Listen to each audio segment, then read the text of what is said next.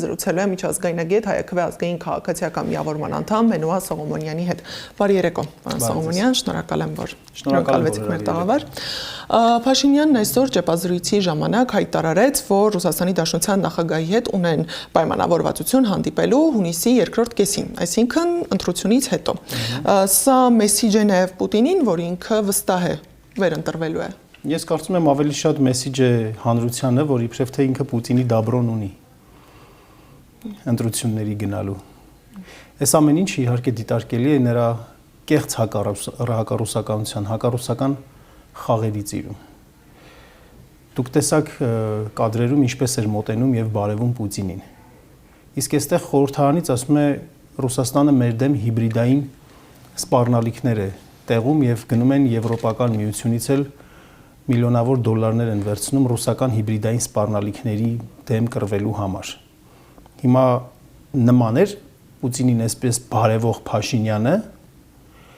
հիբրիդային սպառնալիքի ենթարկված մարդու։ Ես այդ նմանությունը չտեսա, ես այդ տպավորությունը չտեսա համենայն դեպս դրանից։ Եվ առհասարակ մեր այն հայրենակիցներ, ովքեր որ եւ Փաշինյանի աջակիցներն են, ուզում են, որ նա իշխի եւ միևնույն ժամանակ ատում են ռուսներին, ատում են, որովհետեւ Փաշինյանը իր ձախողումներն ու իր տապալումները արդարացնելու համար մեղավոր է փնտրում եւ այս անգամ հատկապես Արցախի հանձնման համար։ Այդ մեղավոր նշանակում է ռուսներին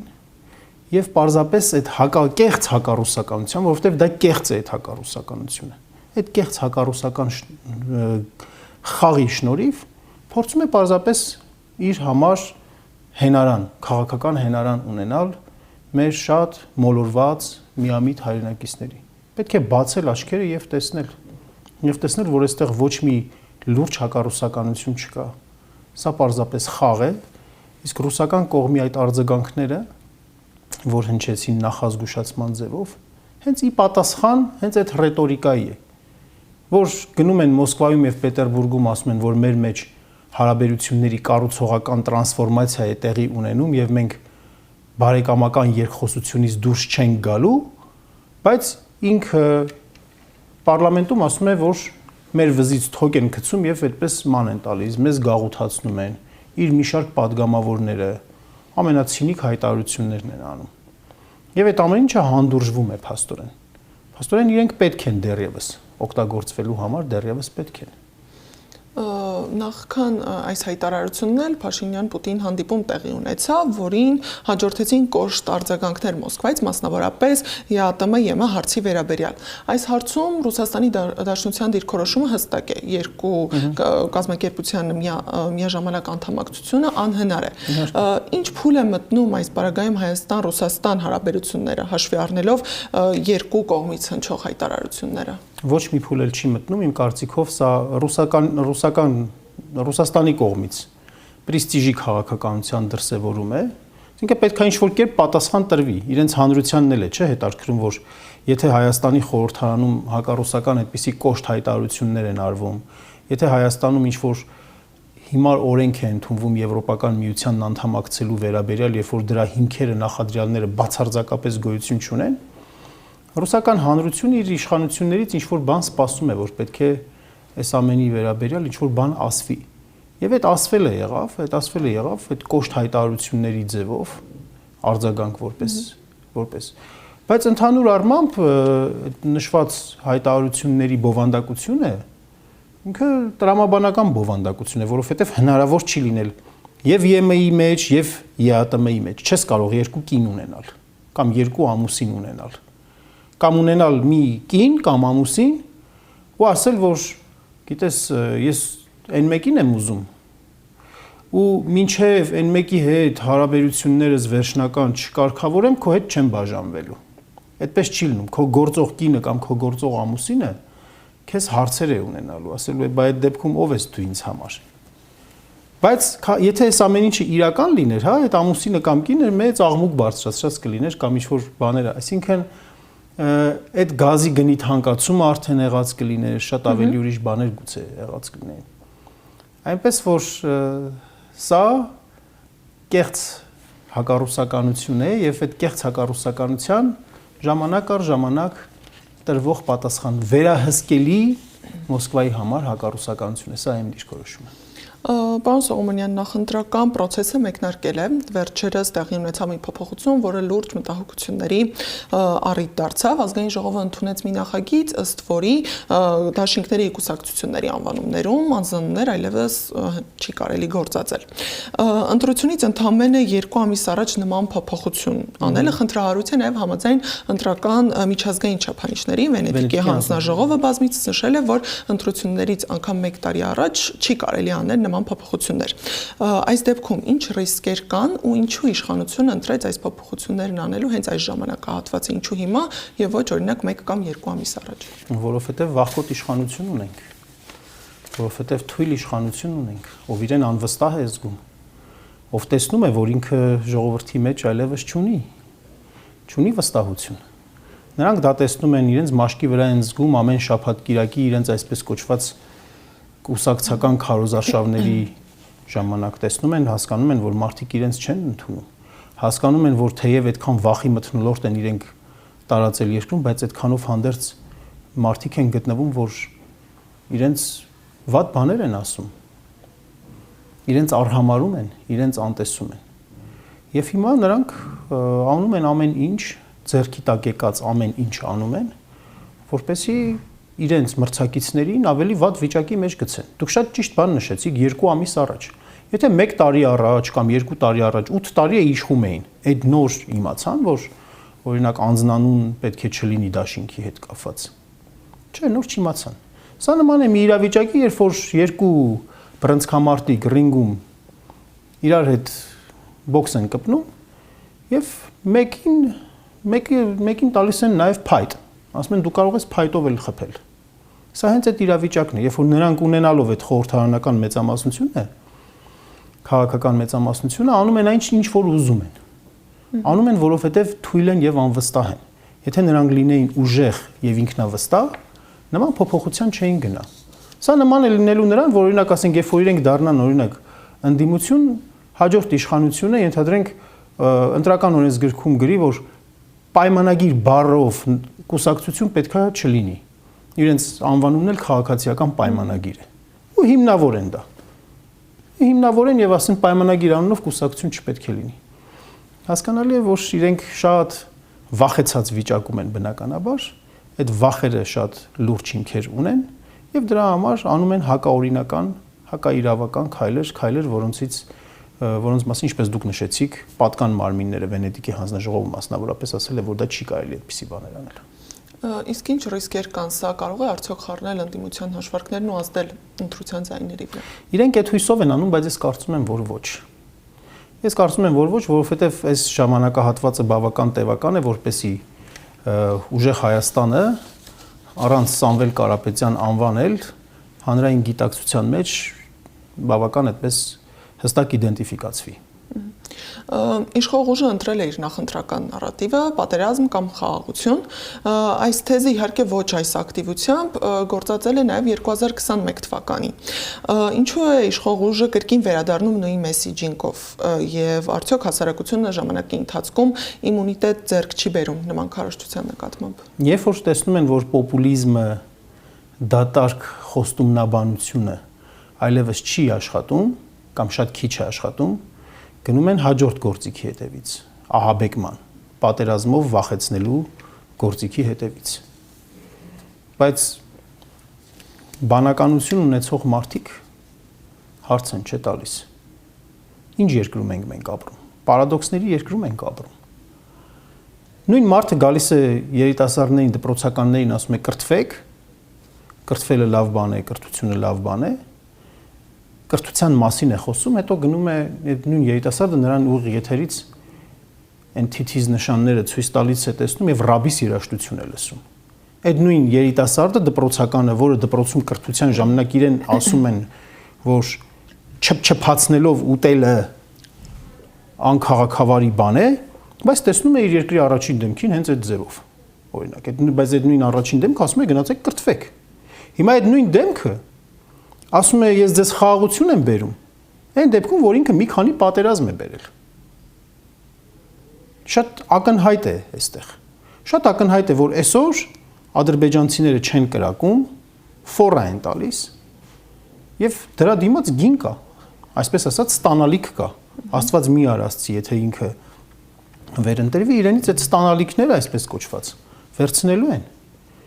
Այսպես կոչված անկլավների տեսքով Տիգրանաշեն են պահանջելու, ոսկեպար են պահանջելու, Սոֆուլու Բարխուդարլու են պահանջելու, քանի որ առանց պատերազմի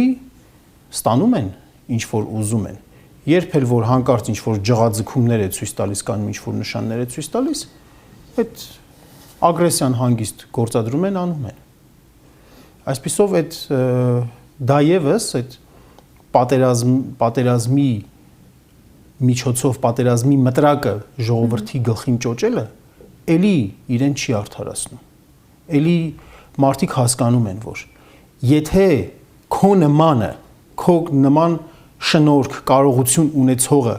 կկարողանա կանխել պատերազմը, ապա նորմալ մարդիկ շատ ավելի նորմալ ձևով կկարողանան կանխել։ Բայց քո կանխածը ոչ թե լինում է ուժեղանալու, դիվանագիտության, խելքն ու ուժը ցույց տալու միջոցով, այլ քո ճակերտյալ կանխումը, որը նշանակում է շարունակաբար թուլացում, լինում է պարզապես թշնամու քմահաճույքներն ու պահանջները առատորեն բավարարելու միջոցով։ Այսինքն կարծում եք, որ այս թեզը ավելի կխորացնի հասարակության անվստահությունը։ Ես կարծում եմ, որ հասարակությունը արդեն բավական եւ սոցիոլոգիական հարցումներն են դա ցույց տալիս։ Տեսնում են, որ չի աշխատում։ Այս մարդը, որ ունակ չէ։ Նույնիսկ նորմալ մի բանով էին այսքան ժամանակ գլուխ կովում, ասֆալտ անելով են գլուխ կովում, կարծես սուի պետ ենք մենք ընտրել։ Եթե նորմալ ասֆալտ չեն կարողանում այսպես անել։ Ինչի մասին է խոսքը։ Ինչ մեծ թեմաների տակ մտնելու մասին է խոսքը։ Ինչպես կարող են նրանք խաղաղություն բերել, երբ որ խաղաղությունը մի իրավիճակ է, երաշխավորված խաղաղությունը։ Երբ որ դու կարողանում ես ապահովել միջազգային կոնսենսուս քո խաղաղ լինելու հարցի շուրջ։ Իսկ դա նշանակում է, որ քեզ լուրջ են ընդունում տարբեր մայրաքաղաքներում։ Շատ ակնհայտ ենք մենք տեսնում, անգամ առանց տեքստեր կարդալու ենք մենք տեսնում, որ այս մարդկանց լուրջ չեն ընդունում ոչ միտեղ։ Պարզապես բոլորին պետք է խառնակ ժամանակում պետք է ունենալ ինչ-որ մի հատ թույլ երկիր, որը որ խնդիրներ չառաջացնի, պայմանագրային պարտականությունների մասին չհիշեցնի, չկարողանա դա անել ճկուն ձևով, դիվանագիտական ձևով։ Բոլորին էլ նորմալ է, որ մի ավելորդ գլխացավանքից փաստորեն ազատված են լինում։ ԿՊ ներկուսակցական քարոզարշավն առանց միջադեպերի չի անցնում, մետրոյում Արցախցի կնոջ հետ վեճը ու մեղադրանքները ատելության խոսքի մեծ չափաբաժնով, Ծաղկազարդի օրը եկեղեցում տեղի ունեցածը, առողջական խնդիրներ ունեցող 18-ամյա տղային ինչու են կալանավորում։ Փաշինյանը վախենում է նոր սերնդից, գուցե այդ տարիքային հենց այդ շեմում ինքը աջակիցներ չունի եւ ավելի քիչ են եւ մտավախություն ունի, որ հենց այդ սերունդն է, որ ավելի համարձակ է։ Այո, ես այդ տեսակետը ընդունելի եմ համարում։ Տեսեք ինքը ում է կալանավորել տվել։ Երիտասարդի, 18 տարեկան երիտասարդի, որը հայաստանյա ծառայքելական եկեղեցու հետևորդ է, որը պատարագի է մասնակցում, պատարագամատույցը ձեռքին ու ակնհայտ ես տեսնում եմ նաև, որ խորը հավատացյալ է այդ տղան։ Սա նրա գաղափարական, սա նրա օնտոլոգիական հակապատկերն է։ Եվ հենց այդպիսի մարդուն թիրախավորելը, այդպիսի մարդուն արժեզրկելը, այդպիսի մարդուն դարձնել քննարկումների եւ վատաբանությունների առարկա, այո, նրա նպատակն է նաև եկեղեցու հեղինակազրկումը եւ եկեղեցու հավատացյալների հեղինակազրկումը հենց այսպիսի նաև միջադեպեր օգտագործելով, հաշվի չառնելով, որ տղայի կրթության իրավունքն է խախտվել, տղայի առողջության իրավունքն է խախտվել։ Այո, եւ նա նոր մենք իմացանք տեղեկություն, որ գանգուղեղային տրավմայի մասին է խոսքը մեր ստացած տեղեկություններով նաև։ Եվ սա եւս ցույց է տալիս, որ 18-ամյա տղային պատերազմ հայտարարած երկրի վարչապետը ինքը թույլ մարդ է, ինքը եթե ուժեղ մարդ լիներ, նախ այս ամեն ինչի մեջ չէր լինի, եւ երկրորդ դու մտնում ես եկեղեցի, ես քեզ հայտարարում ես որպես եկեղեցու հետևորդ ու ախրանայով մարդկանց այս կողմ այն կողմ հրելով պետք է գնաս խորանի մոտ, ինչու ումից ես դու առավել։ Եկեղեցու ներսում գոնե մարդիկ բոլորը հավասար են իրար։ Այդ որ գնում ես կառավարման ակադեմիա որպես ուսանող ու ամեն անգամ ռեկտորը դուրս է գալիս քեզ ընդունում է, դու ասում ես դե իմ կարգավիճակից ելնելով, դու եկեղեցում ինչ կարգավիճակ ունես, Աստծո տանը դու ինչ կարգավիճակ ունես, որ քո ախրանան պետք է տարբեր մարդկանց բրթի, հրի, խփի մի կողմ, որ դու այդպես առոք-փառոք գնաս խորանի մոտ կանգնես քո կարգավիճակը ընդգծես, հա դու եկեղեցի գալիս ես մեղքերի թողության համար, թե գալիս ես քո կարգավիճակը ընդգծելու համար, թե քաղաքական քարոզչությամբ զբաղվելու համար։ Հակաեկեղեցական արշավին անդրադառնանք, կարծես այդ արշավը առաջվա թափով չի ընթանում կամ համենայն դեպս իշխանությունը փորձում է այդ տպավորությունը ստեղծել, որովհետև վերջին շրջանում Նիկոլ Փաշինյանը երբ այցելում է եկեղեցի, եղել են դեպքեր բազմիցս, որ եւ պատարագի ժամանակ հնչել է կաթողիկոսի անունը, արդյոք այս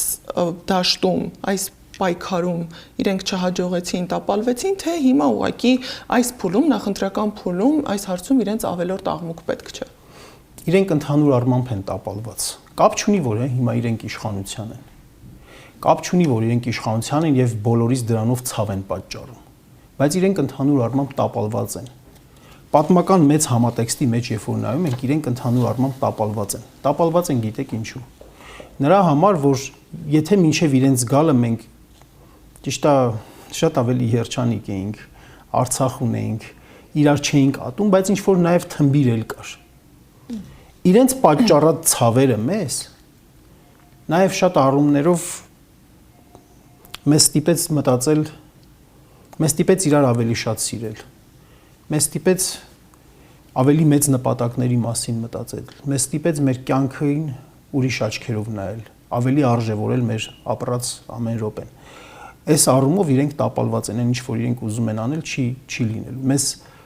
ավելի մոտ կանգնեցրեց մեր եկեղեցուն, հենց այդ իմաստով։ Հիմա բնականաբար ինչ որ տակտիկական նկատառումներից ելնելով, որ ուժերը չեն կարող այդպես բաշխել եւ հակաեկեղեցական պայքարի մեջ, եւ ի վերջո իրենք տեսան, որ հանրությունը իրենց այդ դեմագոգիային չի աջակցում։ Հա, որպես քաղաքական ուժ ուզում են այդպես խոսքից հետ չկանգնել եւ իրենց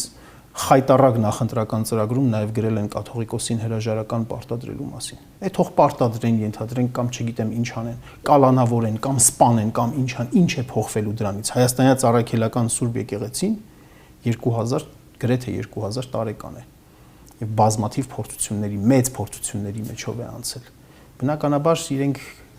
ինչ են այսպես շատ անցողիկ մի բան են։ Պարոն Սողոմոնյան, անդրադառնանք նաև տարածաշրջանում տեղի ունեցող իրադարձություններին, Իրանն ու ԱՄՆ-ն շուտով կնստեն բանակցային սեղանին։ Ով հաղթեց այս պատերազմում, ով ավելի շատ հաղթաթղթերով է նստում բանակցային սեղան։ Դժվար է այդ հարցին միանշանակ պատասխան տալու համար,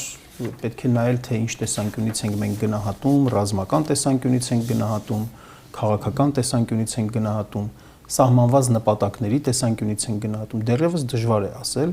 եւ շարունակականությունը նաեւ։ Մենք հաճախ գայթակղվում ենք այդպես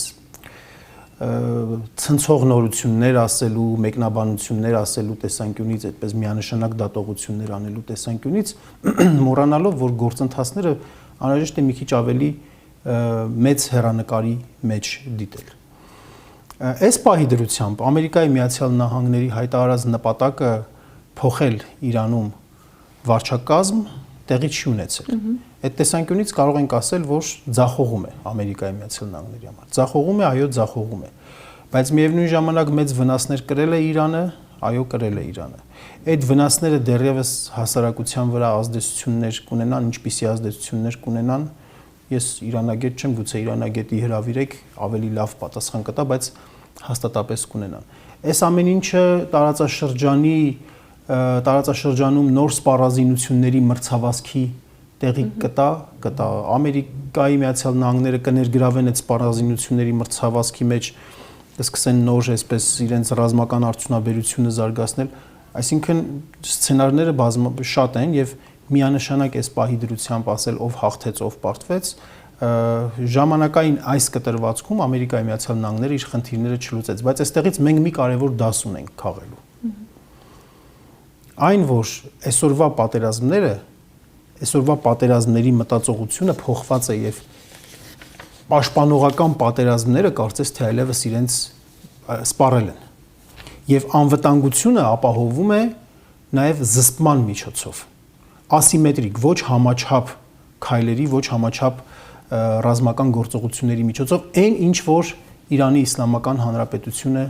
ի ցույց դրեց եւ ամբողջ աշխարհը տեսավ, ականատես եղավ, որ աշխարհի թիվ 1 գերտերությունը, գերհզոր տերություն Ամերիկայի Միացյալ Նահանգները, որ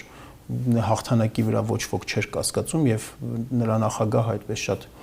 բավական պատասխանատու հայտարարություններով էր հանդես գալիս, տեսավ